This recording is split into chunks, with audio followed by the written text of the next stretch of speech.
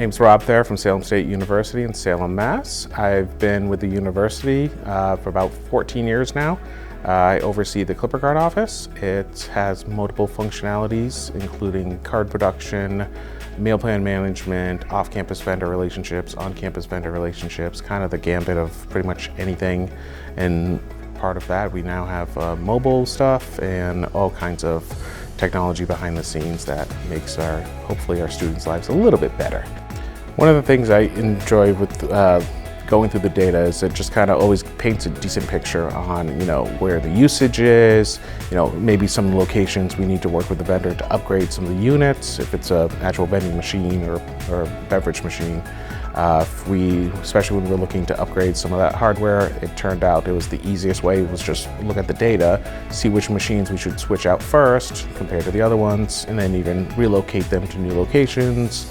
And for food service, it's always what's popular on campus, especially for some of our more takeout locations, and what the hours of operation should be. That was one of the other things that we were able to utilize the data to show. Our students really don't want to eat at 2 o'clock in the afternoon versus 8 o'clock at night, where they really want to have something extra. So looking at that type of data, we're able to kind of make better informed decisions on working with our food vendor on what on-campus hours should be. Using the data more towards the auxiliary side over the years, it's kind of been useful and helpful for us. But then in the future, it's more one of the things I can see is that we're going to be using similar data just like that to more focus on retention and the student experience and getting them really to be a part of the community. My name is Scott Brannan, and I am the director of the card office at Temple University in Philadelphia. We're called the Owl Card. Our mascot is the Temple Owl. So our students use their Owl Card for meal plan, for entry into university housing, for campus rec, and the library, parking, all those services. So we have a great distribution. If they're in residence halls, they use it for laundry, vending machines. Wide-scale operation began back in 2001 and has just grown since then. I think it's a great idea to be able to utilize our systems for developing some kind of metrics for helping at-risk students, freshman students, so that we can look at some details to see whether their attendance at class, for example, might lead to a significant clue that there's a problem, or if they're living their life in the gym, or they're not using meals. Is there something that we can glean from that information that will help us help them? So I think our transaction data is extremely relevant and could be very powerful without crossing a line of privacy, but just to try to help and aid in possible situations where just a little nudge might be helpful. I think if you're in a position where you don't have the kind of relationships that I've built over 26 years, the ideal situation is to have statistics about your program and about your card office, whether it's how many deposits there are or what the volume of that is, what your sales are at off-campus vendors, for example, for the debit side. But then there's also door access and things like that. You want to illustrate to people that you're approaching what the system can do and the power behind those facts. And I think you start with that. You start with what can I prove? What can I demonstrate to people?